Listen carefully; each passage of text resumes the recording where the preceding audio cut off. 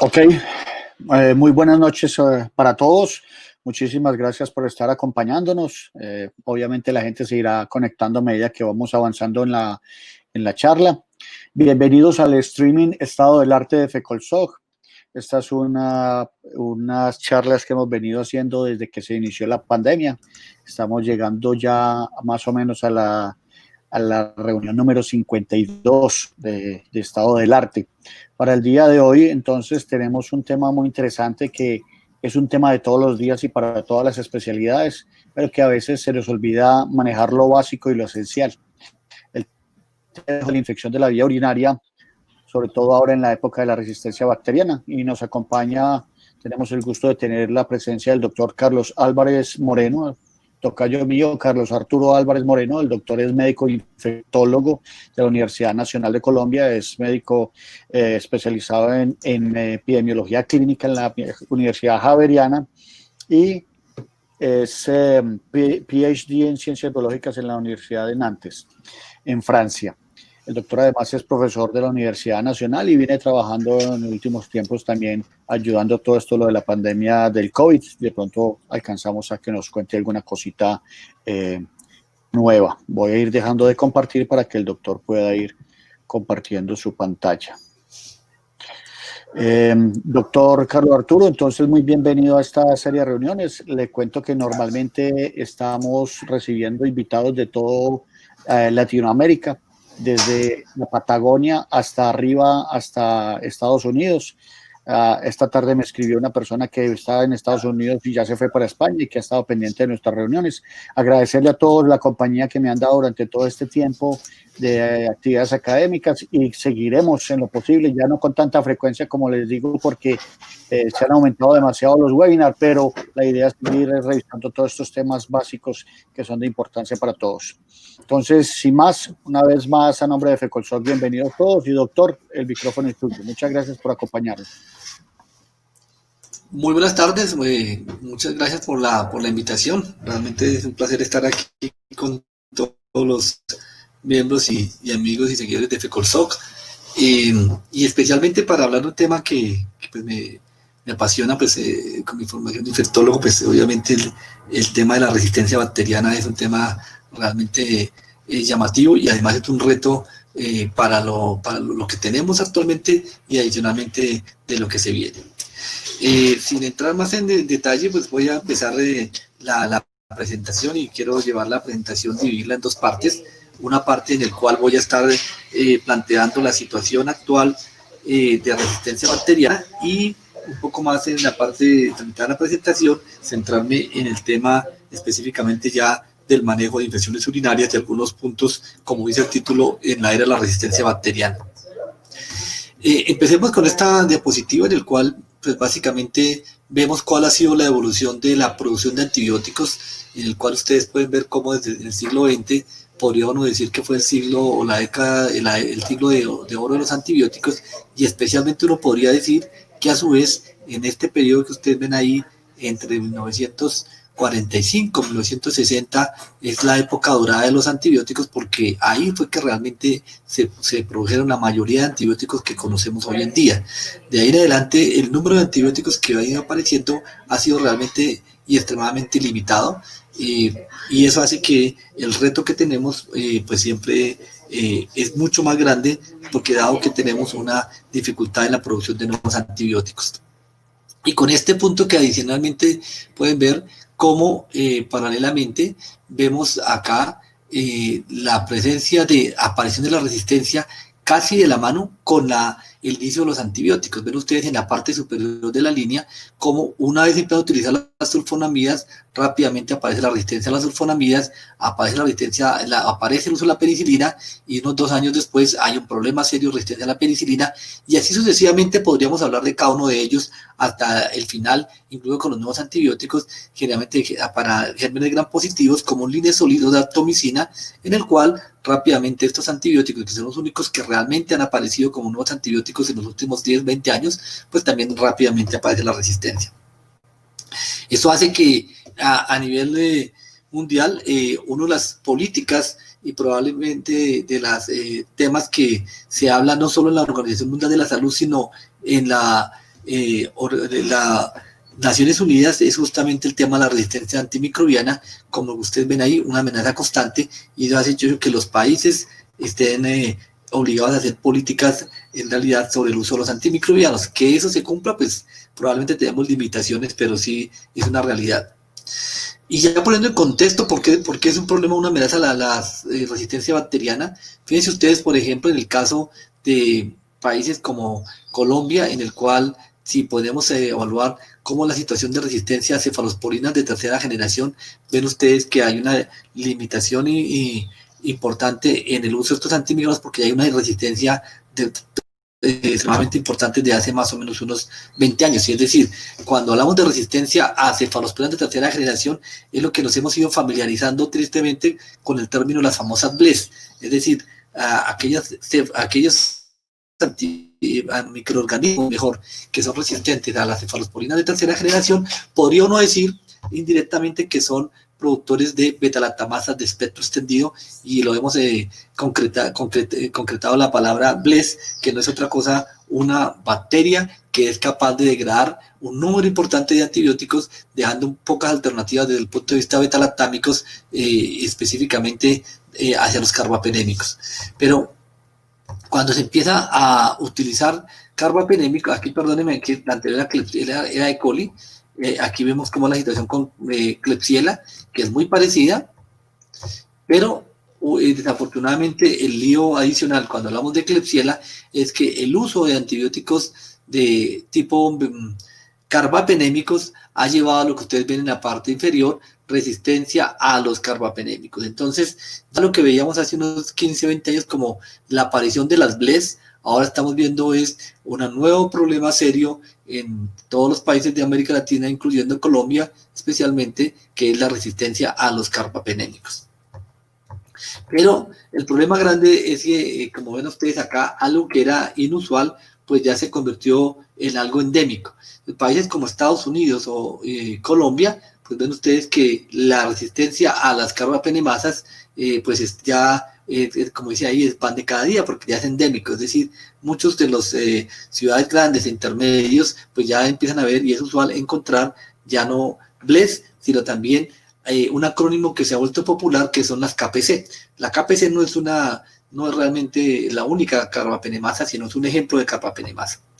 Y ustedes ven acá también cómo empieza a aparecer otro tema importante, y es justamente la presencia de otro grupo de enzimas en unos determinados microorganismos, como la Escherichia coli, que es la producción de metalobetalactamasa del tipo NDM.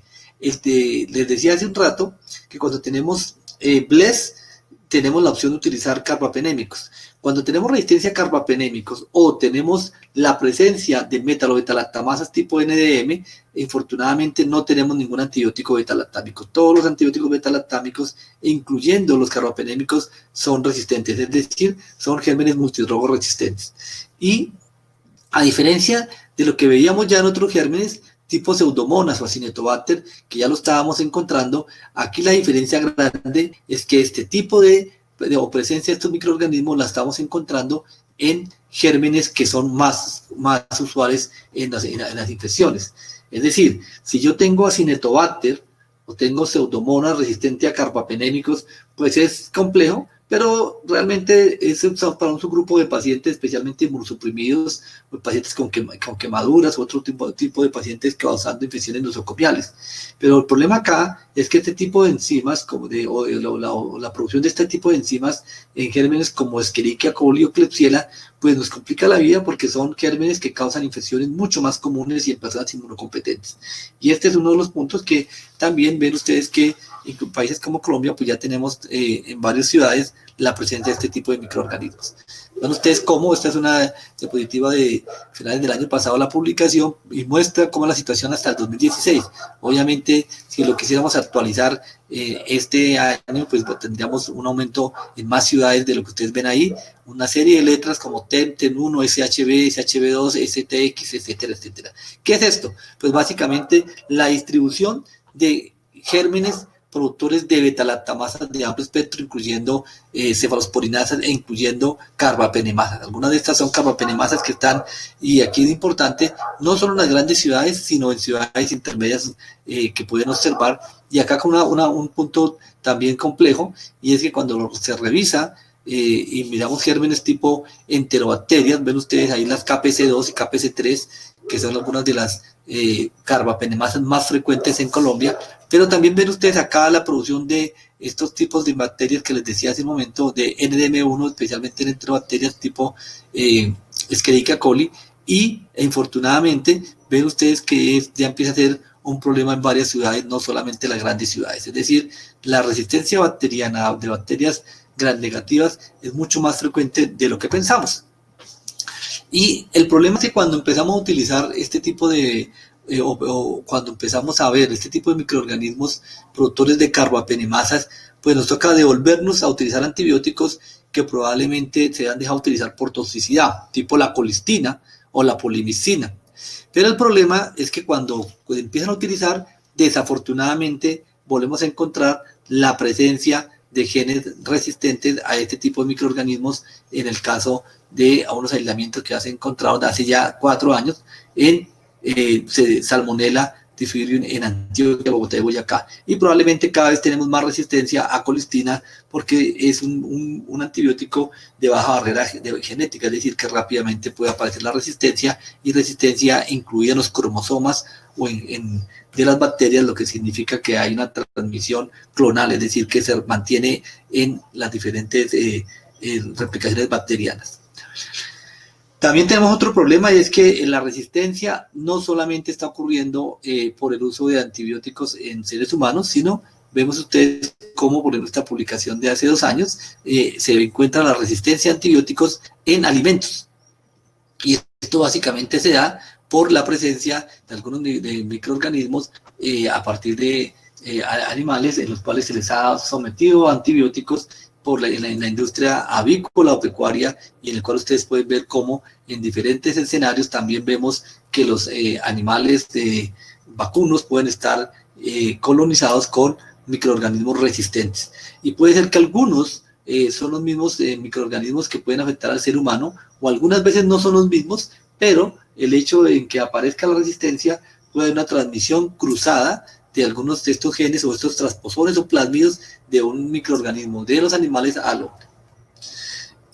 Con un punto preocupante es que también, desde el punto de vista del estimativo de consumo de antibióticos en esta industria pecuaria, ven ustedes que Colombia es uno de los países que se estima que va a seguir creciendo en el uso de antimicrobianos en esta industria, por varias razones en las cuales hay diferencias en la posibilidad de crecimiento, pero también en que hay dificultades en el control de uso de antimicrobianos en estos escenarios. No solamente, como les digo, no estamos hablando de veterinaria, sino de antibióticos para el crecimiento animal.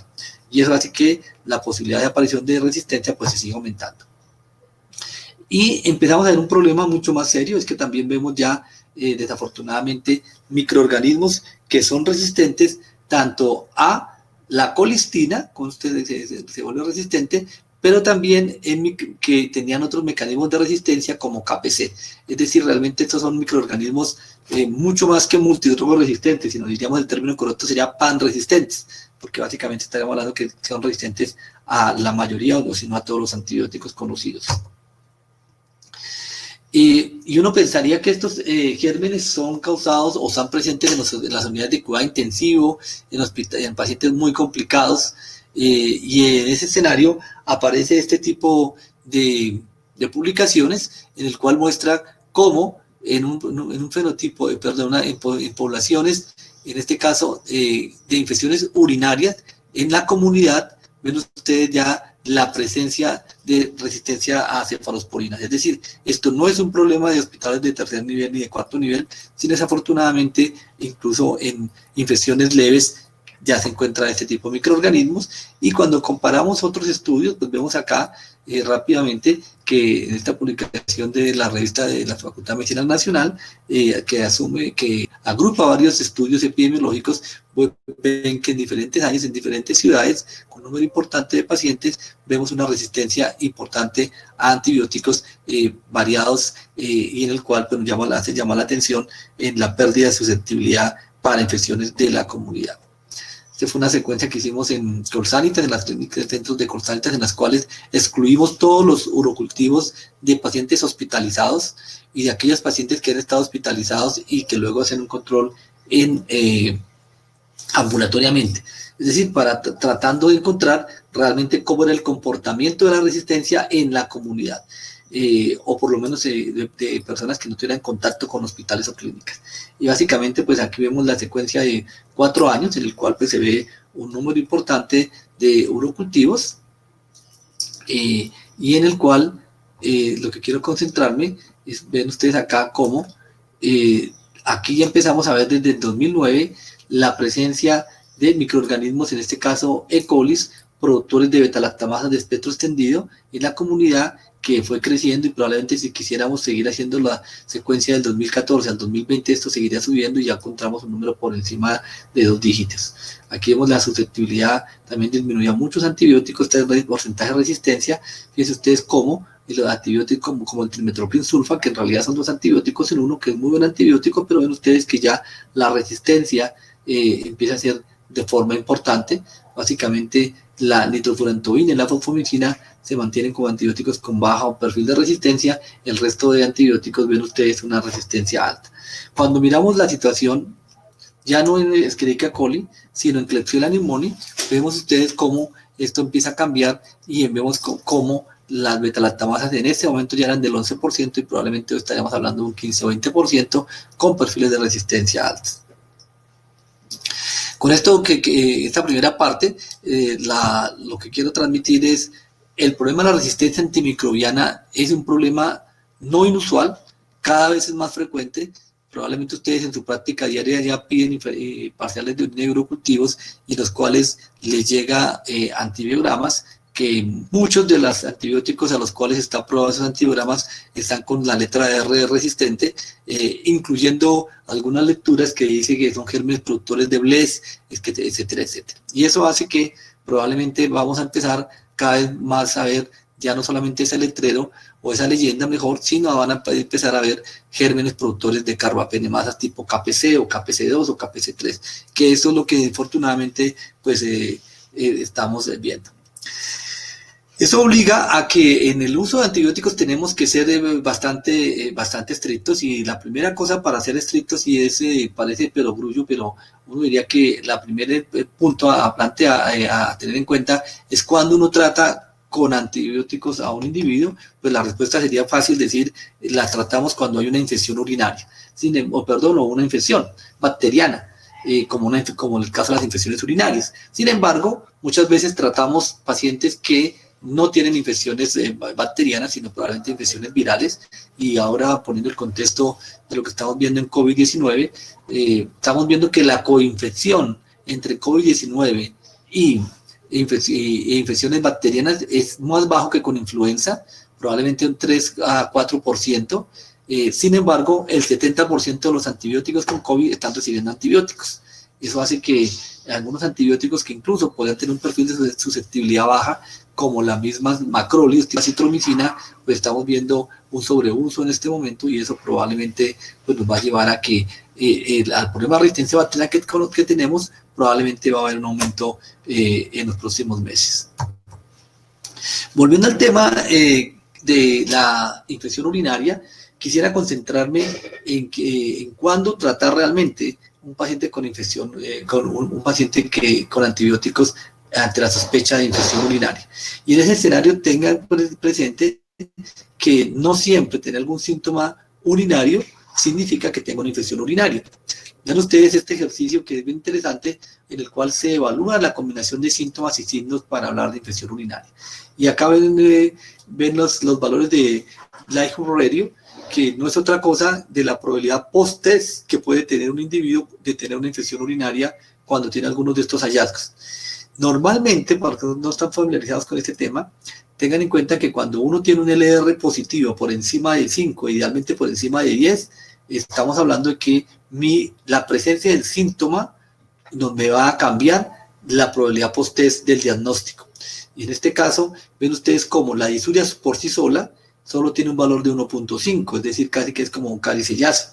La polaquiuria también solamente 1.8. La ausencia de flujo vaginal un poco más alta, la ausencia de irritación vaginal también tiene un valor un poquito más alto, pero no ninguno supera 5.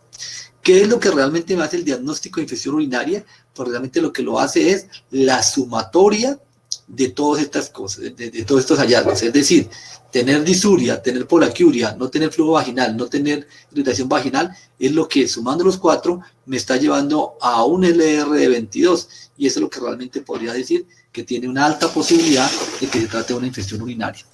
Igual cuando miramos algunas de las otras hallazgos desde el punto de vista negativo, no tenerlo, entre más cerca a 0, probablemente estaríamos hablando de me descarto una infección urinaria, y vemos que también la sumatoria de la o la ausencia son las que realmente me pueden ayudar a hablar de una infección urinaria desde el punto de vista clínico. Esto que acaban de ver, esta diapositiva pues, publicada en JAMA, ha sido la base de muchas guías de práctica clínica en el cual recomiendan cuándo iniciar de forma empírica antibióticos. Fíjense ustedes, por ejemplo, está la guía británica para el manejo de la infección urinaria, una guía para cuidado primario rápidamente, en el cual se basa con lo que nos muestra el estudio anterior, porque cuando tenemos 3 síntomas, disuria, polaquiuria, dolor suprapúbico, urgencia, poliuria o hematuria, y no hay flujo vaginal o no hay irritación, hay una probabilidad de un 90% de que el cultivo salga positivo, y por lo tanto se puede dar tratamiento empírico. Cuando tengo menos o 2 síntomas de los que ya hemos visto y los síntomas son leves, probablemente hay que esperar urocultivo, y dependiendo del urocultivo, evaluar si requiere o no requiere antibiótico. Y en este caso podríamos mirar si la orina es turbia, podemos evaluar unos puntos adicionales como la presencia de nitritos y la presencia de leucocitos, que probablemente me va a llevar a una probabilidad de tener hasta un 92% de infección urinaria. Y esto probablemente sería indicativo de formular o prescribir antibióticos. Caso contrario, como el caso de nitritos negativos, leucocitos positivos, en el cual también probablemente hay que mirar cómo fue tomada la muestra de orina. Recordemos que los nitritos es un hallazgo bien importante para detectar bacilos gram negativos, no para gram positivos, y también es importante tener en cuenta cómo se está entregando la muestra de orina, porque si la muestra de orina no se procesa adecuadamente, y ese es un punto bien importante, que algunas veces en los laboratorios, al mismo veces el paciente manipula la muestra de orina de una forma que no es la correcta. Recuerden que desde el punto de vista de infección urinaria, o para mejor confirmar el diagnóstico de infección urinaria, el parcial de orina y el urocultivo es una urgencia, hay que procesarlo adecuadamente. Si no se puede procesar adecuadamente, rápidamente hay que dejarlo refrigerado. Si no se deja refrigerado, probablemente estos hallazgos de nitritos o de leucocitos pues van a alterarse completamente. Esto es un pequeño recordatorio. Cada vez que pedimos un urocultivo, también recordarle a nuestro paciente que esa muestra debe ser llevada rápidamente o mantenerla refrigerada si no la puede llevar automáticamente o inmediatamente al laboratorio. Este es el resumen que ya comentamos. Esta es otra guía, esta es la guía de la Universidad Nacional, en el cual pues básicamente es lo mismo, es una guía basada en evidencia, pero al final con esto que les acabo de mostrar es nuevamente las mismas características de cuándo considerar y cuándo empezar un manejo empírico con diagnóstico de cistitis, teniendo en cuenta la clínica del paciente. Y acá algo que también yo sé que lo conocen muy bien ustedes, pero hago algo de énfasis en la importancia del grano de orina sin centrifugar. Recuerden que el grano de orina sin centrifugar es algo muy importante, porque la presencia de un grano de orina sin centrifugar me está indicando indirectamente que el urocultivo me va a salir positivo hasta en un 95%. Es decir, encontrar un microorganismo en el grano de orina sin centrifugar me predice en un 95% que tiene un urocultivo positivo. Y si a eso le sumamos la clínica que estamos viendo, pues básicamente estaríamos hablando en alta posibilidad de que tenga o infección urinaria, y en el caso de no tenga síntomas, pues estaríamos hablando de una bacteriuria. Ahora bien, una vez tenemos el diagnóstico de infección urinaria, y tenemos que tratar de forma empírica, tenemos que evaluar con qué antibiótico podemos usar. Y en ese escenario, pues, ustedes conocen una serie de antibióticos que ya veíamos en las diapositivas iniciales, pero ¿cuál de todas estas diapositivas iniciales podemos utilizar? Pues básicamente podemos ver acá el mecanismo de acción en diferentes escenarios de acción sobre la bacteria, las diferentes moléculas, que no va a entrar en detalle, no va a cansarlos con esta parte de solamente tener en cuenta que hay unos antibióticos que actúan sobre la pared, que realmente son más bactericidas porque destruyen a la bacteria, y otros actúan al interior, que son más bacteriostáticos. Sin embargo, alguien me podría decir que ahora no hablamos tanto de bacteriostáticos y bactericidas, sino hablamos más antibióticos dependientes del tiempo y antibióticos dependientes de la concentración, en el cual hay algunos antibióticos que la manera de optimizar el antibiótico es acortando los intervalos, aquellos dependientes del tiempo, como los betalactámicos, y algunos antibióticos dependientes de la concentración, en que la manera de optimizar el antibiótico es aumentando la concentración más que acortar los intervalos. Y en el mismo escenario puedo concentrarme en, teniendo en cuenta la mayoría de documentos que tenemos en este momento, resistencia bacteriana en varios países, estamos volviendo nuevamente a los orígenes. En este escenario estamos utilizando antibióticos que, dado su bajo uso y su baja tasa de aparición de resistencia, siguen siendo útiles antes de utilizar antibióticos de mayor espectro, que nos genera un círculo vicioso. Antibióticos de mayor espectro, mayor resistencia bacteriana, y entre más resistencia bacteriana, otro antibiótico de mayor espectro.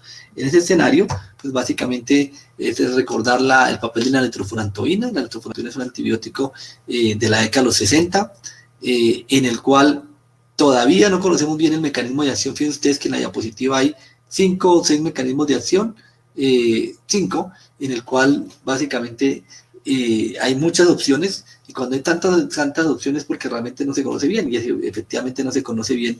Pareciera un daño en el ADN por la producción de radicales libres, de estímulo de radicales libres que se generan con este medicamento. Es un antibiótico que es un antiséptico urinario, tiene bactericida a dosis altas, con un pH ácido, y puede ser en otros escenarios bacteriostático. Tiene una amplio espectro, tiene cobertura hacia gérmenes gram positivos, como ustedes ven ahí, gérmenes gram negativos, como ven a la derecha. Tiene una actividad variable contra Enterobacter, Klebsiella, Enterococcus faecium, y no es activo sobre Proteus, Morganella, Providencia, Serratia, Pseudomonas. Es bien interesante, importante esto, porque si un urocultivo le reportan que es sensible a algunos de estos antibióticos, pues revisen bien el laboratorio, porque podría tener una interpretación equívoca en los antibióticos que se están probando en un momento determinado, especialmente cuando no hay antibiogramas automatizados, si no se hacen manual. Podemos todavía ver en algunos laboratorios digamos, errores que se pueden cometer en el tipo de antibióticos que se prueban. La nitrofurantoína se absorbe un 100%, por el tracto gastrointestinal, se aumenta con la ingesta de alimentos, se elimina de forma importante por vía renal rápidamente, y no se mantienen niveles en plasma. Es una ventaja y una desventaja, porque justamente evita tener efectos secundarios, pero también tiene el problema en que en ese escenario no puede servir para tratar infecciones que tengan una característica sistémica. Justamente su acción es a nivel local, urinario, y por eso recomienda en cistitis no complicadas. Como todos los antibióticos, cada vez que se administran, pues puede producir resistencia, y el mecanismo de resistencia es un déficit en las reductasas bacterianas que hacen que se bloquee este antibiótico. El otro antibiótico que también es de la década de los 60 es la fosfomicina. La fosfomicina, ven ustedes, tiene un nombre sofisticado, tiene un mecanismo de acción también un poco sofisticado, que es la inhibición de la transferasa, que permite en un paso, así como digamos, conocemos los betalactámicos, en la síntesis de la pared bacteriana. Justamente este paso es lo que permite también que haya una no producción o degradación de la pared bacteriana. Recuerden que las bacterias necesitan la pared bacteriana para defenderse del medio. Cualquier daño en la pared bacteriana hace cambios en la presión osmótica, que permite la aparición rápidamente o la degradación de la bacteria. Cuando hablamos de la fosfomicina, estamos hablando de 3 presentaciones. Hay presentaciones que pueden ser de estructuras de la fosfomicina trometamina, que probablemente es la más conocida, que es la que se comercializa desde Estados Unidos y en muchas guías aparece, pero también tenemos la fosfomicina cálcica y tenemos la fosfomicina disódica. La fosfomicina cálcica y la trometamina son presentaciones orales y la fosfomicina disódica son presentaciones inyectables endovenosas. En este mundo también de la resistencia bacteriana, estas presentaciones disódicas es una presentación que se utiliza para infecciones por gérmenes multiresistentes. Les decía que justamente es un antibiótico que actúa en uno de los pasos de la síntesis de la pared bacteriana y eso hace que la formación de los dímeros de peptidoglicano no se forman adecuadamente y esto es lo que hace que esta microorganismo pueda ser destruido a la población del antibiótico gracias a que destruye la pared bacteriana. Tiene acción bactericida, ya les decía que tiene varias presentaciones, de pronto se me olvidó decir que la isódica también puede ser intramuscular y la cálcica en presentación de cápsulas. Tiene una vida media de 5.7 horas, penetra muy bien a los tejidos, humor acuoso, humor vítreo, líquido cefalorraquídeo, se excreta por vía urinaria, se tolera bien en niños y embarazadas. Y esta diapositiva es interesante porque compara la presentación cálcica con la presentación de trometamina, en el cual pueden ustedes ver cuál es la concentración plasmática observada y cuál es la concentración plasmática realmente que se presenta. Aquí ven ustedes en el caso de la trometamina, que la forma de presentación de 1 gramo en dosis única o 3 gramos en una sola dosis, se genera una concentración rápida del antibiótico, pero rápidamente empieza a caer. Si se hace una presentación que se va dando en formas en intervalos, pues ven ustedes que va a haber un comportamiento diferente, pero justamente las concentraciones cuando se hace de una forma única, pues farmacogenéticamente hay una caída brusca si se hace de una forma sostenida, como se puede ver con la fosfomicina cálcica, en el cual pues se logran niveles en el cual se mantienen en el tiempo, dada la diferencia en la administración. No es otra cosa que para tener en cuenta, la fosfomicina trometamina se absorbe mejor que la cálcica, pero el hecho de administrar una sola dosis no es suficiente, especialmente para gérmenes resistentes, mantener niveles séricos en el tiempo.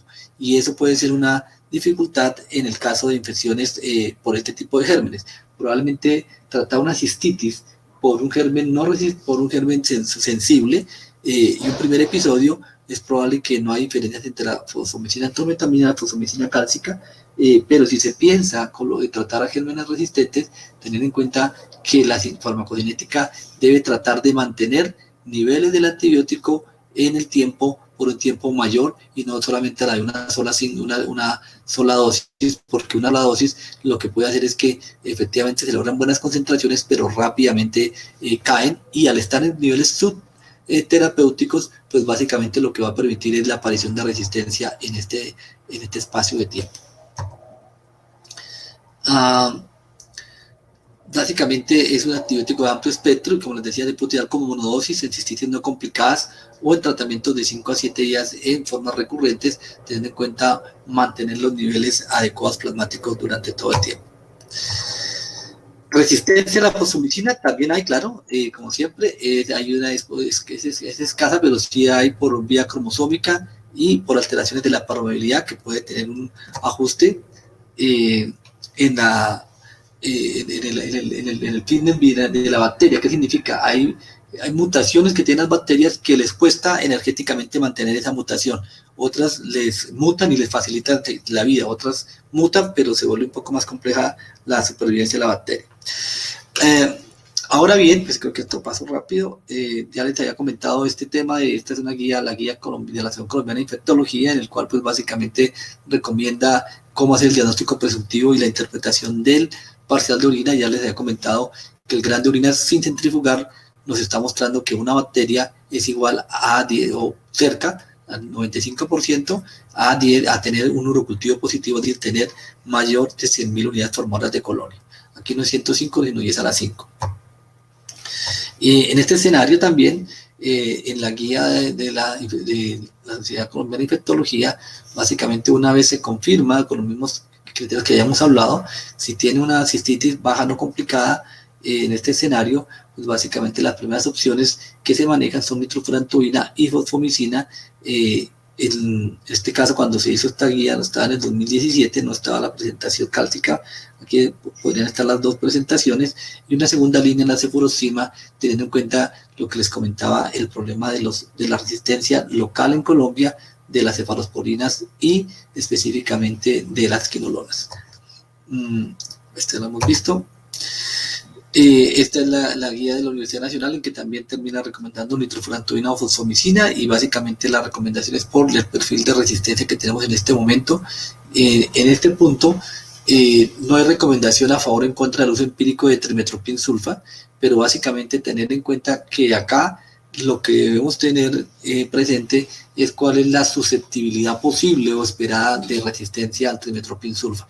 Si en mi población donde estoy viendo los pacientes, estoy encontrando que la susceptibilidad o está disminuida, o la resistencia es por encima del 20%, no utilicen trimetoprim sulfa de forma empírica. Si vemos que el paciente ya ha recibido antibióticos en los últimos 6 meses y uno dice trimetoprim, traten de no usarlo, porque justamente empíricamente va a tener mayor probabilidad de fracaso. Recordemos que a veces la dificultad es la forma empírica, porque cuando ya tenemos el antibiograma, pues nos guiamos por el antibiograma, pero justamente a veces tenemos que tomar la decisión basado en los antecedentes del paciente, lo que ha consumido el paciente, y casi que una de las preguntas que uno debería hacerse siempre a los pacientes es preguntarles qué antibióticos han tomado en los últimos 6 meses, ellos o sus familiares, porque también hay resistencia cruzada que pueden facilitar la presencia de resistencia o la colonización por gérmenes resistentes. Y el otro tema que a pesar de que ustedes pueden ver en algunas guías el uso de quinolona recomendado por varias guías, ten en cuenta que en Colombia, dada la resistencia a las quinolonas y desafortunadamente este antibiótico tan bueno, pues se ha venido perdiendo, y por lo tanto no se recomienda su uso de forma empírica en Colombia. Finalmente, tener en cuenta que hay si tenemos algunos microorganismos en infecciones más complejas, podríamos tener algunos betalactámicos, y ojalá que pudiéramos utilizarlos siempre basados en con el antibiogramas.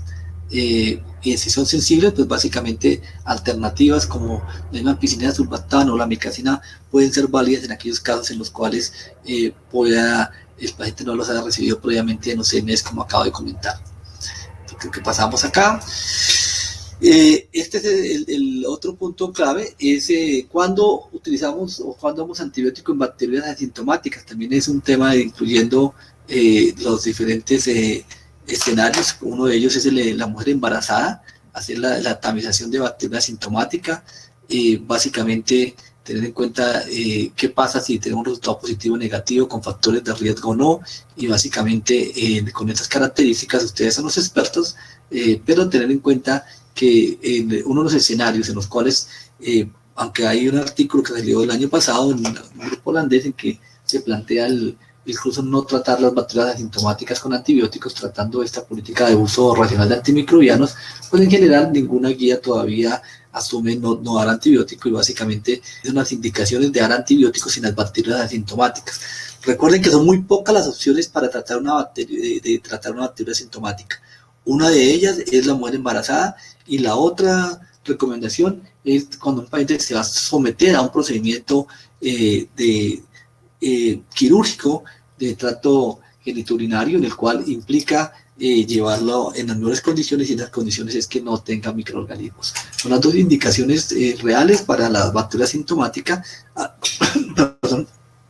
pesar de que hay muchas otras que se propenden o se recomiendan. En realidad estas son las dos recomendaciones que siguen siendo con una fuerte recomendación, y en este escenario básicamente la bacteria se debe seguir con urocultivo, y con el urocultivo mostrar justamente tratar, y si se trata, pues como usted ve en el antibiograma, evaluar si realmente se negativiza o si es persistente, y básicamente en aquellos casos en los cuales es persistente, una posibilidad es utilizar antibióticos de forma profiláctica.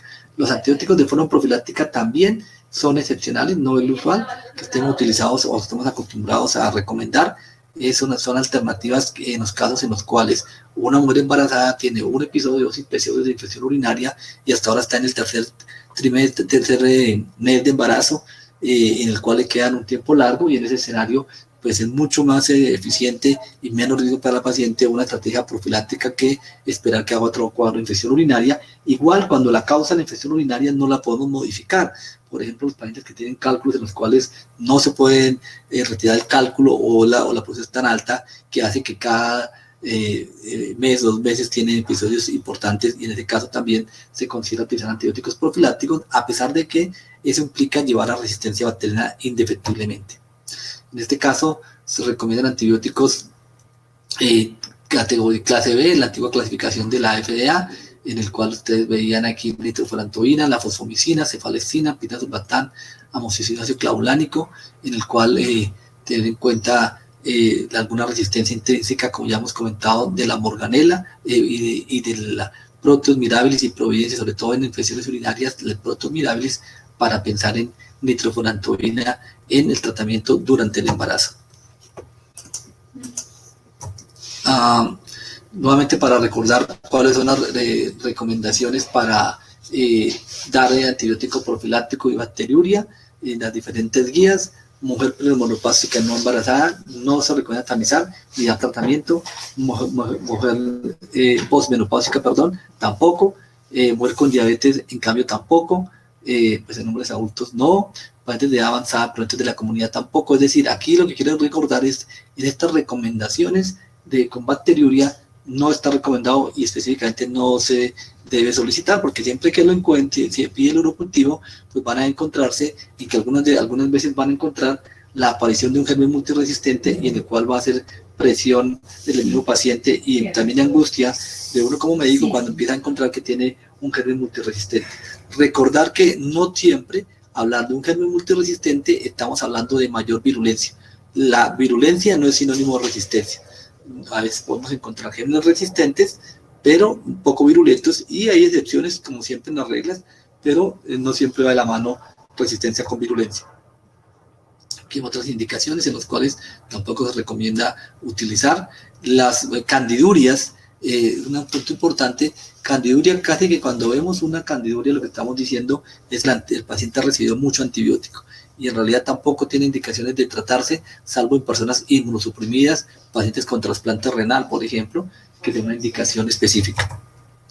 Si tenemos que utilizar profilaxis antibiótica en pacientes no embarazadas, probablemente las alternativas son las que están recomendadas en la guía colombiana, y adicionalmente en letra roja le adicioné la de fosfomicina en cápsulas, que puede ser una alternativa válida en este grupo de pacientes, y la coloco porque en este momento, como decía, me parece más lógico utilizar fosfomicina una vez al día y no 3 gramos cada 10 días, porque no me parece que te cumpla los preceptos de farmacocinética que pudieran aumentar el riesgo de resistencia. Tener en cuenta que además de lo que hemos hablado de las quinolonas, de no uso empírico de las quinolonas, también tener en cuenta que del año pasado la FDA, que por cierto cayó en desgracia las últimas 24-48 horas, pero recomendaba no utilizar fluoroquinolonas, no solo para infección urinaria, sino en general. Hay una alerta de tanto la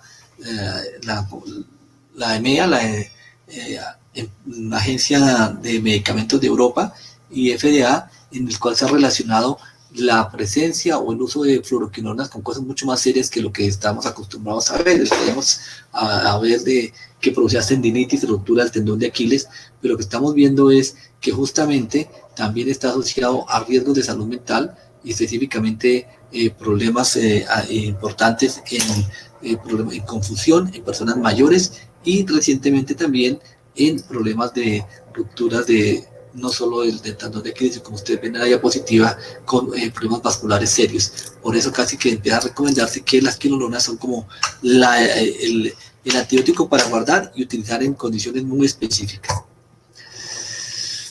¿Qué hacer? Y en estos 5 o 10 minutos que me quedan voy a concentrarme en un punto importante. ¿Qué hacer con los gérmenes multiresistentes? Fíjense ustedes, cuando hablamos de gérmenes productores de betalactamada de espectro extendido, aquí hay un concepto que es supremamente importante, porque esto nos está indicando que no puede utilizarse ningún antibiótico de tipo beta-lactámico excepto los carbapenémicos, como ya les había comentado. Pero no nos está diciendo que no se pueden utilizar otros antibióticos diferentes a los betalactámicos. Ese es a veces un sesgo que se ha venido haciendo. Es decir, que se piensa que si es BLES, es un germen productora de BLES, entonces no puede ser ningún antibiótico, sino solo carbapenémico. Y eso no es una aproximación correcta. Entonces me parece que es un tema para que lo tengamos en cuenta. En ese escenario tenemos, por ejemplo, esta secuencia de microorganismos de E. coli que probaron para fosfomicina, meloxicam, ertapenem, nitrofurantoína, trimetoprim-sulfa, gentamicina y ciprofloxacina. Y ven ustedes cómo estos antibióticos, estos gérmenes que son productores de BLES siguen siendo sensibles a ertapenem, que es una alternativa válida, especialmente para el paciente hospitalizado o que va a requerir hospitalización con síntomas moderados o severos, pero para pacientes ambulatorios, probablemente ustedes ven que nitrofurantoína y fosfomicina siguen manteniendo una susceptibilidad muy alta, que puede ser una recomendación importante. Desafortunadamente, trimetoprim-sulfa no, 22% de susceptibilidad, gentamicina podría ser una alternativa con 79%, pero mucho menos que nitrofurantoína o fosfomicina. Y en el caso de cipro, también ocurren que sí hay mecanismos de resistencia cruzadas. Esta diapositiva es para volver nuevamente a hablar de lo como empecé. Recordar que los antibióticos son finitos, no tenemos antibióticos para todas las infecciones que están apareciendo. La resistencia aparece más rápido que los nuevos antibióticos. Esto hizo que en los Estados Unidos se plantearon una estrategia que se llamaba la estrategia 10-20, que básicamente lo que pretendía es, esto fue en el 2014, en el cual se pretendía que para el 2020 se tuvieran 10 nuevos antibióticos. Para el 2020, sí, 10 nuevos antibióticos. Desafortunadamente estamos en el 2020 y esa estrategia que consistió en que el gobierno de los Estados Unidos donó $100 millones a la industria farmacéutica, pues terminó infortunadamente en que no tenemos a hoy sino solamente un antibiótico que en realidad no es un antibiótico nuevo, sino es una combinación de una unidad de beta-lactamasa que es la ceftazidima avibactam. La ceftazidima, un antibiótico viejo conocido, le colocaban avibactam para algunos de estos gérmenes tipo carbapenémicos. Es decir, desafortunadamente, a pesar de una búsqueda activa de tener recursos, no ha sido fácil y como les digo, pues ya pasaron los 6 años y no se tiene sino un solo antibiótico de esta estrategia que se planteó de los Estados Unidos. 2 o 3 puntos importantes con la fosfomicina. La fosfomicina, además de antibiótico, tiene una actividad inmunomodulatoria. Es importante porque a veces, como es un antibiótico antiguo, se cree que no es un antibiótico que pues que ya como a veces pasa de moda y queremos siempre utilizarlo lo más actual, pero tengan en cuenta que este efecto, a pesar de que muchos antibióticos se les dan esa alternativa de que son inmunomoduladores, pues no se les ha podido demostrar. En el caso de la fosfomicina sí, es una publicación de Clinical Microbiology Reviews en que muestra por qué la fosfomicina tiene ese efecto inmunomodulador, cómo lo hace. Básicamente la producción de TNF-alfa es alterada y aumenta la capacidad fagocítica de neutrófilos, que es lo que quiero resaltar de esta diapositiva, y tiene una capacidad también sobre las biopelículas. Recordemos que algunos gérmenes se caracterizan por producir biopelícula, que la biopelícula no es otra cosa que un mecanismo de resistencia a las bacterias en el cual se autoenvuelven para evitar ser erradicadas. Y esto, por ejemplo, es muy útil en pacientes con urolitiasis o pacientes que tienen algún cuerpo extraño, un catéter que hace que se forme más rápidamente la biopelícula y en este caso es muy difícil erradicar un tipo de microorganismos. Hay una actividad intracelular que puede seguir teniendo un efecto bactericida dentro de la célula cuando los microorganismos están intracelulares. Estos tienen pocos antibióticos, entre ellos los que ustedes ven ahí, antibióticos y para algunos microorganismos que son particulares como el estafilococo aureus, la listeria, salmonella entérica, probablemente pues no es el tema de infección urinaria, pero sí para tenerlo en cuenta de la posibilidad que tienen estos antibióticos que, como quiero resaltar, no porque hayan sido de hace una década o de más de una década, perdón, de 50 años, por lo menos siguen teniendo actividad. Y aquí, fíjense, cuando se comparan con otros antibióticos, incluyendo los novedosos como la ceftazidima avibactam, el ceftolozano tazobactam, que también es un antibiótico que suena nuevo, pero en realidad no es nuevo, son antibióticos de la década de los 80, vemos también las concentraciones para gérmenes como productores de beta-lactamasas, de ertapenem, fosfomicina, nitrofurantoína, ciprofloxacina. Entre más bajo esté aquí, significa que tiene son más potentes y que tanto es el porcentaje de susceptibilidad. Y ven ustedes cómo solo siguen siendo los mismos antibióticos, sumándole la ceftazidima bivactán, en el que siguen siendo útiles para este tipo de microorganismos resistentes o productores de beta-lactamasas de espectro extendido. Esto es para Klebsiella, más o menos algo parecido.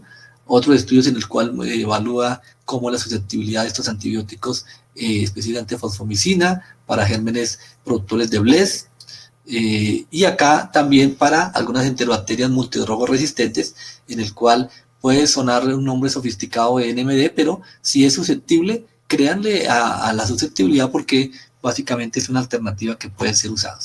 Estas son las guías británicas de hace 2 años, en el cual pues básicamente incluyendo pacientes con infecciones por gérmenes multidrogo resistentes, gram negativos, en el cual pues básicamente recomiendan tener en cuenta si tienen infecciones urinarias persistentes después de 7 días de admisión al hospital y que le han dado alguno de estos antibióticos que ustedes ven arriba, dependiendo de lo que si ya le dieron, probablemente la posibilidad de que tenga BLES es alta, y si es alta y tiene pilonefritis, pues probablemente requiere hospitalizarse, y si requiere hospitalizarse, probablemente el uso de carbapenémicos tipo meropenem, pues es una alternativa. Si es para manejo de planes ambulatorios, la ertapenem pues es una alternativa porque es una vez al día, y eso para un plan de hospital domiciliario se tiene su ventaja, pero si el paciente no requiere una admisión hospitalaria, a pesar de que tenga pilonefritis, las alternativas son o nitrofurantoína o fosfomicina o pimecilina. Eso son para tener en cuenta en estas alternativas, y esto es importante porque muchos de nuestros pacientes pueden caer a veces en este grupo de forma empírica. Si el paciente no ha recibido antibióticos, si no tiene tratamiento previo o no tiene resistencia previa, o fracaso con trimestoprim, una alternativa es considerar en el orden nitrofurantoína, fosfomicina, trimestoprim o cefalosporina de primera generación.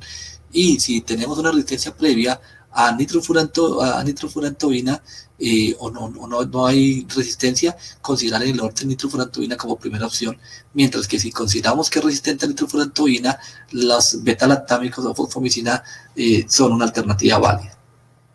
Este es el algoritmo de la Sociedad Americana de Enfermedades Infecciosas, en el cual pues básicamente en el caso de infecciones recurrentes en mujeres, pues básicamente resume de una forma extraordinaria lo que puede ocurrirnos en la práctica usual, en el cual tenemos una sospecha del diagnóstico de infección urinaria recurrente.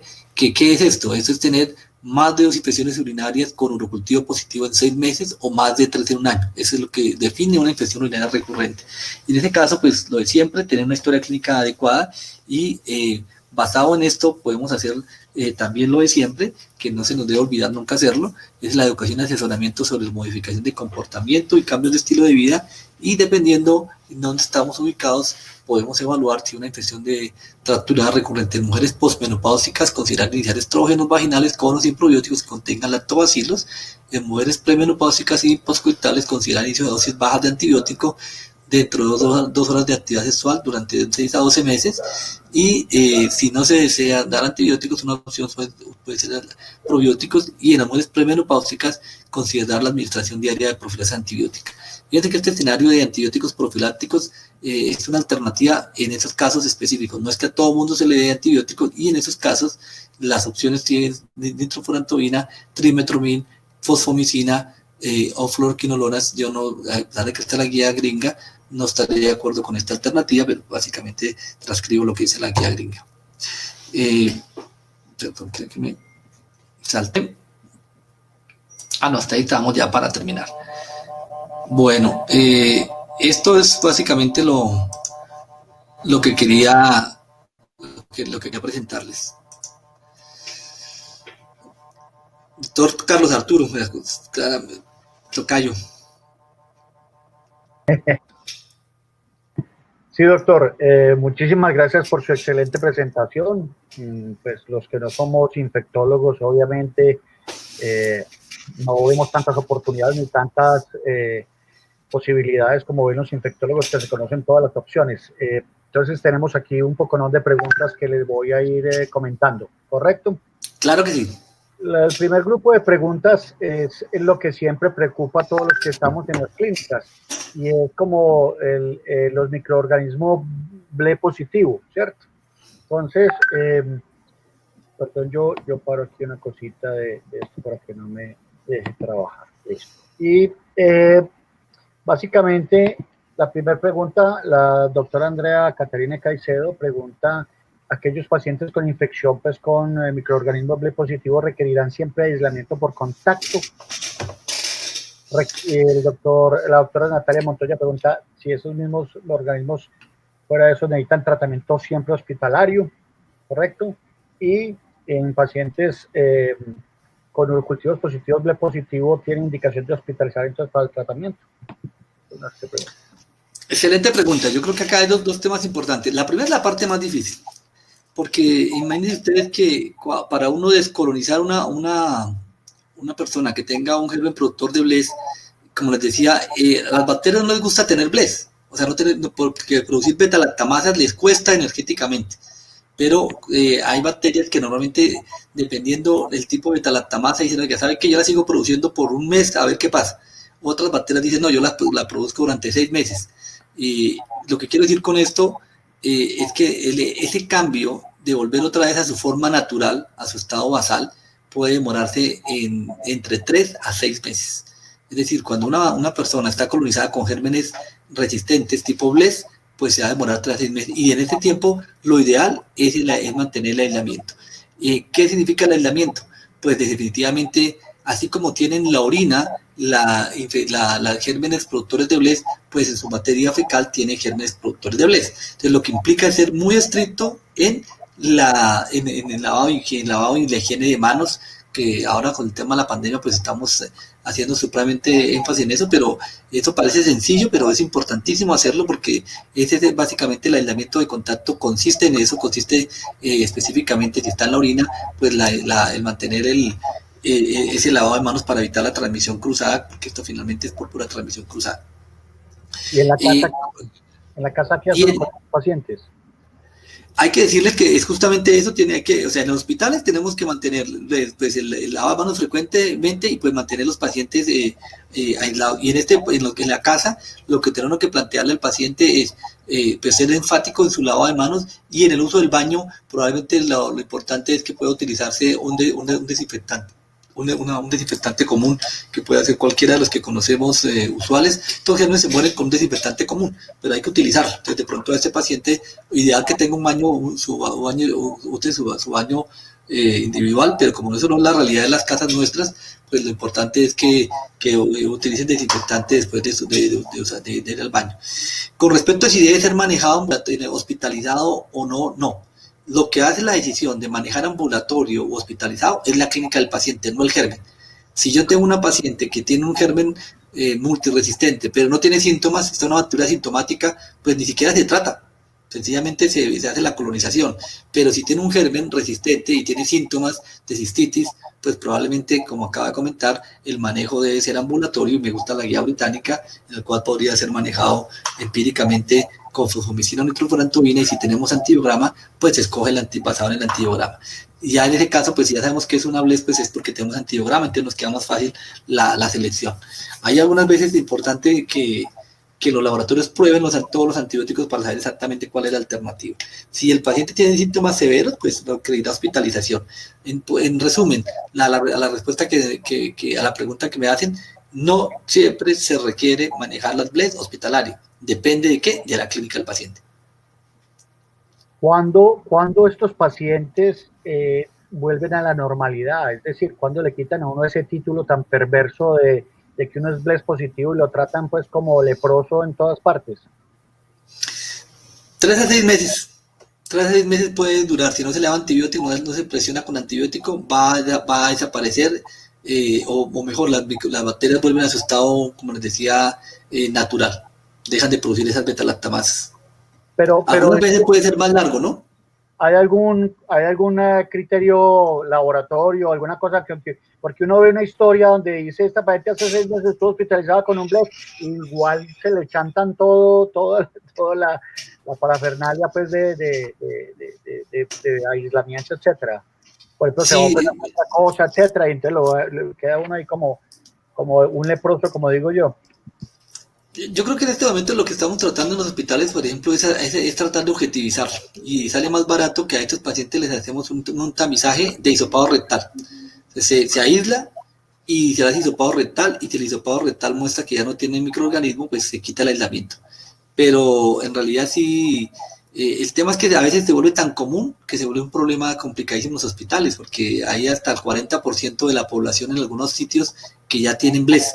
Casi que entonces ya empieza a ser tan común que ya casi que empezamos a convivir con los BLES, y solo estamos aislando en algunos escenarios los que producen carbapenemasa, que es un tema, no porque el otro no sea correcto, sino pues porque ya es tan común que es un problema, ya deja de ser, de priorizarse. Ok. Bueno, la última pregunta con respecto al BLES es si la nitrofurantoína tiene algún efecto ahí con ellos. Sí, la nitrofurantoína también puede ser una alternativa, como les comentaba. El punto es, si uno tiene una cistitis típica, es decir, que no es netamente cistitis, puede ser manejada con nitrofurantoína o con fosfomicina. Si uno tiene una sospecha de que tenga algo más que cistitis, probablemente ya sabemos que la nitrofurantoína no es la alternativa, y en ese caso empíricamente la fosfomicina puede ser la alternativa. Okay. Que una pregunta que me parece muy práctica, que hace el doctor Rafael Antonio García, y es: ¿cuándo se indica urocultivo previo a la antibiótico-terapia en una paciente que tiene síntomas del tracto, pues, de infección del tracto urinario? Yo creo que yo diría que en este momento debe ser en todos, porque es que antes uno tenía la posibilidad de decir, bueno, el primer episodio no lo trate porque uno realmente tiene gérmenes susceptibles y ya. Desafortunadamente cada vez vemos que personas de la comunidad tienen gérmenes resistentes. Entonces ya esa misma, si usted me ha hecho esta pregunta hace 10 años, yo diría, mire, para la primera vez no la pida, sino se trátela empíricamente y ya. Yo creo que puede ser que lo trate empíricamente, pero pídale parcial de un urocultivo y va ganando tiempo, porque puede ser que a los 7 días le aparezca que fracasó y no tiene claro qué fue lo que tenía. Entonces mi recomendación, y es lo que yo hago en este momento, es empíricamente le empiezo antibiótico y le pido el urocultivo, y le digo que no pide el antibiótico hasta que tenga el urocultivo. Obviamente en aquellos casos que los síntomas son de manejo ambulatorio, ¿no? En este momento, dependiendo las condiciones, si no ha tenido antibiótico previo en el uso, estaría utilizando fosfomicina o nitrofurantoína, es lo que estoy haciendo. Pero es que, a ver, ¿qué médico respetable o no respetable o estudiante de medicina no lo llama a alguien a decirle que le arde para orinar como un chucho y que está orinando cada ratico? Entonces todas van por urocultivo? O sea, se vuelve una cosa, estamos hablando de un número importante de consultas telefónicas que recibimos los médicos. Claro, pero es que un problema grande es que tenemos un problema de resistencia muy alto. Ese es el tema. Es decir, entonces, antes teníamos hace 10 años estábamos dando trimetoprim sulfa, que a mí me gustaba mucho por 2 razones, que son 2 antibióticos, trimetoprim y sulfamethoxazol, le iba muy bien, antibiótico barato, pero el problema es que desafortunadamente ya tenemos una tasa alta de resistencia. Es decir, ya tenemos un tema, claro, habrá excepciones en las cuales no es posible tomar el urocultivo. Está en un sitio, en un lugar donde no se puede tomar el urocultivo, pues toca tomar empíricamente, pero lo correcto sí es, en este momento, para poder reorientar la terapia, tomar urocultivo. Bueno, y nosotros los ginecólogos que tenemos la paciente con ese urocultivo positivo y la voy a operar en 3 días, 2 días, ¿qué hago? Si está con urocultivo positivo, va a tener que someterle al esa es supremamente buena pregunta, porque puede pasar lo siguiente: puede pasar que le dice, oiga, todo el urocultivo está positivo, toma antibiótico y tráigame uno dentro de 15 días a ver qué pasa. Y entonces le trae el urocultivo que es negativo y dice, listo, la programo, y le dan sala de cirugía dentro de 20 días, y cuando lo va a operar otra vez le sale positivo el urocultivo.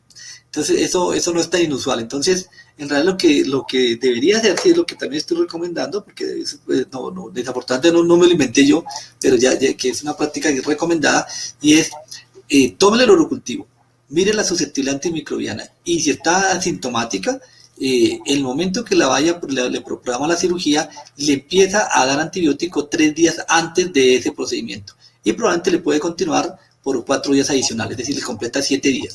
Hay estudios incluso que dicen con un solo día es suficiente, pues, pero sin embargo, la mayoría de guías recomiendan por lo menos 7 días y lo que yo hago es 3 días antes y 4 días después le completo con esa última opción. Pero a ver, yo, qué pena, no quiero acorralarlo, pues, ni hacerlo sentir presionado, pero como yo soy quirúrgico, yo opero todos los días y me enfrento a esta situación si quiero que quede claro como en el ambiente. O sea, yo le estoy hablando de la paciente que usted tiene ya programada, que no tiene un urocultivo, sino que le llama el anestesiólogo y le dice, hombre, tengo este urocultivo con bacterias positivas y nitritos.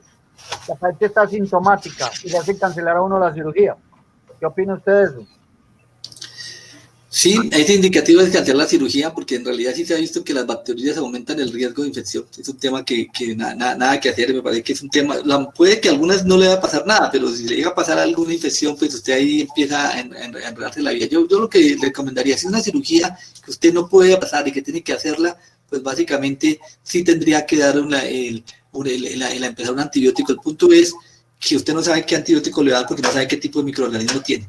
Y es un punto clave en que si usted quisiera organizarle, ponerle un poco más de lógica, debería preguntarle lo que le comentaba en la charla, ¿qué antibióticos ha tomado la señora en los últimos 6 meses? A, B, C, D, o no ha tomado ningún antibiótico. Dependiendo de esa pregunta, uno podría manejar empíricamente un procedimiento, pero en realidad lo que uno sí debería hacer, salvo que esté justamente ya en la sala quirúrgica o en la lista o en la preparación, pues debería despedirle el urocultivo previamente y básicamente lo que no es postergarlo, sino sencillamente con ese resultado del urocultivo, programarla y empezar los antibióticos, como le decía, 3 días antes. Sí, yo le insisto en este tema porque estamos, pues, le estaba dando una charla a la Federación Colombiana de Ginecólogos y esto es lo que enfrentamos a diario, ¿cierto?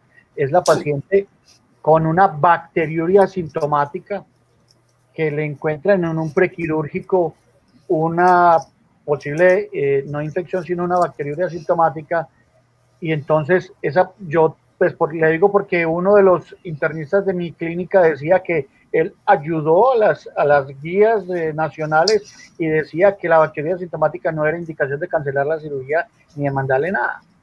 ¿Eso es cierto? No estoy de acuerdo con ese comentario, o diría que parcialmente, porque el punto es, uno no debe cancelar una cirugía por una bacteria asintomática en cirugías que no son del tracto genitourinario. Ese es el punto importante. Si no es una cirugía del tracto genitourinario, no tratamos las bacterias.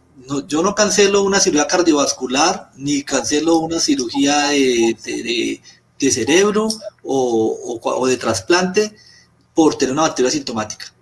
No está indicado en cancelarla. Pero si me van a hacer una cistoscopia, si va a hacer una corrección de celes, probablemente sí tiene indicación de cancelar es justamente la única excepción de la bacteria asintomática para cancelar cirugía es en tracto genitourinario, que es lo que ustedes tendrían de tener en algún porcentaje.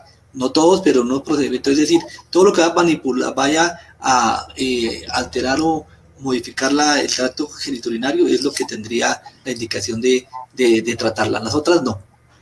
Porque yo le podría decir que, pues, obviamente las cirugías urológicas tendrán su limitación, pero por ejemplo una histerectomía, donde usted la vía urinaria prácticamente, evidentemente no la toca, pues realmente su posibilidad de complicarse, más hoy las cirugías que son ambulatorias, de media hora, por vía endoscópica, etcétera. ¿Qué opina usted de eso? No, de acuerdo con usted. Es de aquellas cirugías que usted vaya a manipular la vía urinaria. Las otras cirugías no. Perfecto. Completamente. Excelente. Sigo con las preguntas entonces. Muchas gracias. Los casos de infecciones recurrentes postcoitales, preguntan aquí algo más como sobre la parte de esas profilaxis para que todos hemos tenido también pacientes con un dolor de cabeza, que cada relación va a tener su honeymoon cystitis. ¿La nitrofurantoína profiláctica es buena práctica o qué recomienda usted? Sí, ahí lo mostré en la diapositiva, sí, es una de las opciones que podría tener. El punto es que normalmente cuando uno empieza a utilizar uno de estos antibióticos profilácticos, lo usual es que va a empezar a tener, aparecer resistencia por ahí unos 3 meses. Lo que recomienda es, empiece con un antibiótico para, como está recomendando, la nitrofurantoína o la cefalexina o el mismo trimetoprim o la fosfomicina, y pide un urocultivo para los 3 meses. Y los urocultivos siguen siendo negativos, pues va a utilizar, se puede prolongar, o si no, pues va ajustando el antibiótico basado en el perfil de resistencia. Pero sí es una alternativa en esos casos que se vuelven supremamente incómodos para la persona. Y para esas mujeres que no tienen vida tan frecuente, ¿pudiera uno usar monodosis previo a la relación o solamente esos tratamientos prolongados como lo describe? Sí, sería solo monodosis previo a la relación, justamente 2 horas antes. ¿Y cuál le gusta a usted realmente de todos? Pues de los que menos efectos secundarios tienen y que no tiene esto, pero probablemente por los tres si es sensible, nitrofurantoína, fosfomicina y trimetoprim son una alternativa importante. Perfecto. Probablemente en este momento me inclino más para la fosfomicina si se puede conseguir. Siguiendo con los Pero cualquiera de los antibióticos, tres podría ser. sí, perfecto. Siguiendo con los antibióticos profilácticos en esas pacientes que tienen urolitiasis y hacen itus a repetición, pero itus asintomáticas que le da uno miedo pues que se vuelvan hagan hasta su falla renal, ¿es conveniente el antibiótico profiláctico? Nos pregunta la doctora Gloria Campos.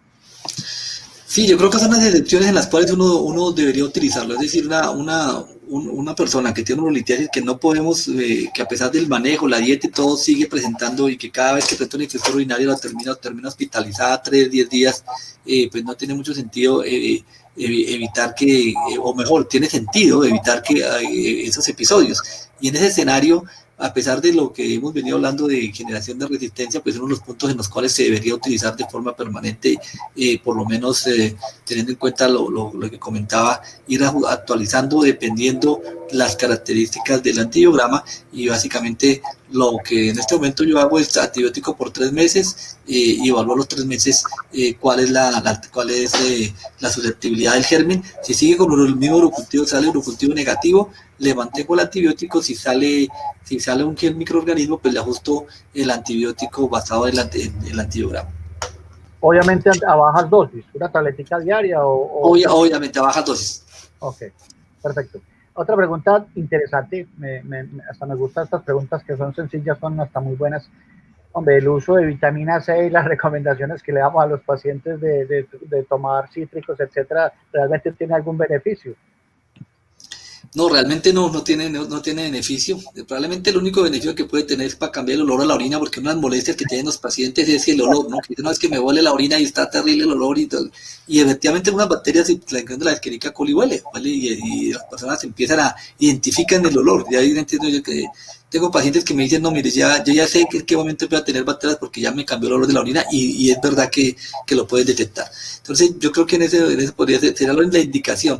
Pero la vitamina C puede ser que la acidifique. Algunos gérmenes como el Proteus, que crecen menos en condiciones acidificantes, podría ayudar en algo para Proteus mirabilis específicamente, pero en realidad no es una ayuda más que mismo placebo que puede ayudar a la persona a escuchar de tomar vitamina C, pero no tiene evidencia de eso. Porque para nosotros acidificar la vagina sí tiene implicaciones en cuanto a las bacterias, ¿no? Claro, pero aquí el problema sí es que es acidificar la orina, y ahí no tiene ese efecto. Bueno, siguiendo con las preguntas, ¿en qué caso recomienda el tratamiento de enterococo fecalis? El enterococo es un germen que si produce síntomas hay que tratarlo, nada que hacer.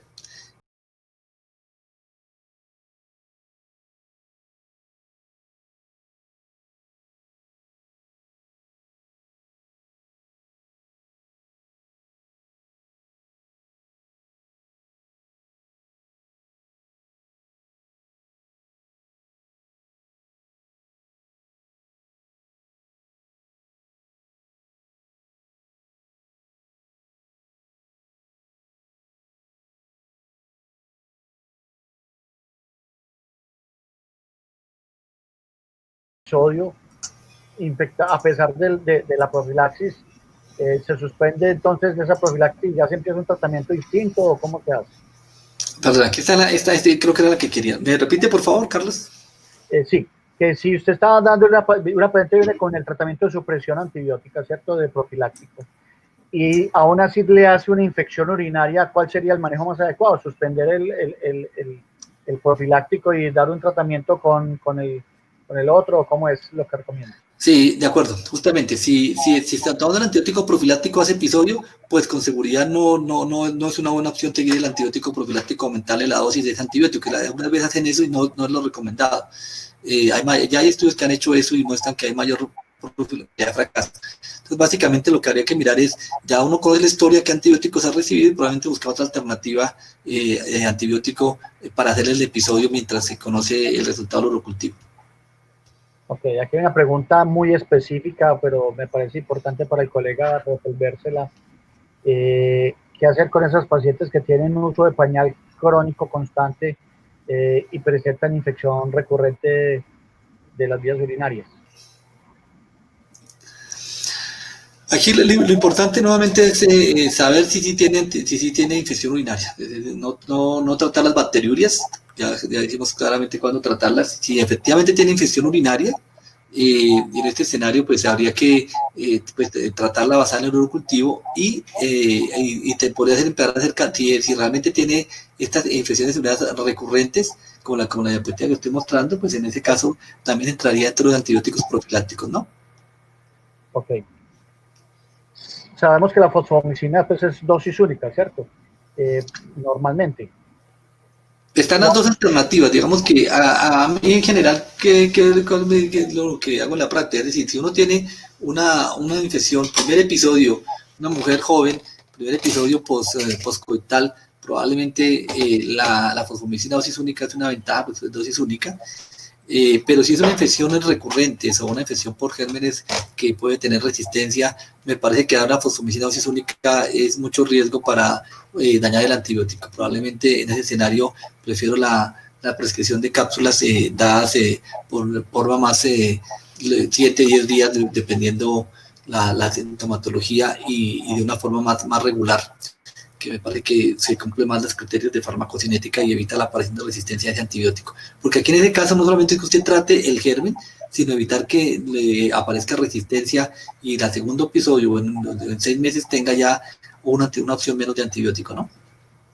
Y si es BLES positivo, ¿qué hace? Si es BLES positivo, esa es una de las opciones, como lo presenté en las diapositivas. BLES positivo en este momento, si es para manejo ambulatorio, la opción es darle fosfomicina una cápsula cada 8 horas por 14 días. Y eso es que no paga. No, pero se puede, está incluido en MiPress, es una alternativa para colocar en MiPress, que le va a quitar la diapositiva. Ok, sí, porque sale costoso. Pero se puede, está incluida con una alternativa por MiPress, se puede solicitar y hacer, pues, lo que implica hacer el MiPress, pero sabemos que tampoco.